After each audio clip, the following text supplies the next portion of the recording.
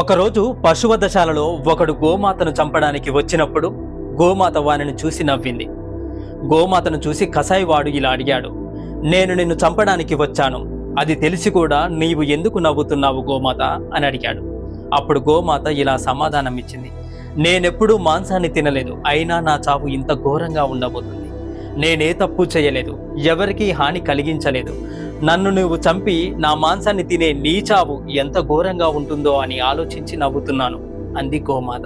పాలిచ్చి మిమ్మల్ని పెంచాను, మీ పిల్లలకు పాలిస్తున్నాను, కానీ నేను తినేది మాత్రం గడ్డి. పాలతో వెన్నె చేస్తున్నారు, వెన్నెతో నెయ్యి చేసుకున్నారు. నా పేడతో పిడకలు చేసుకొని వంటకు వాడుకున్నారు. అలాగే నా పేడతో ఎరువులు తయారు చేసుకొని పంటలు కూడా పండించుకున్నారు. వచ్చిన డబ్బుతో సుఖంగా జీవిస్తున్నారు. కానీ నాకు మాత్రం కుళ్ళిపోయిన కూరగాయలను, ఎండిపోయిన గడ్డిని వేస్తారు. కానీ నన్ను కసాయివాడిలా చంపడానికి వచ్చావే, నా పాల నుంచి వచ్చిన శక్తితోనే నన్ను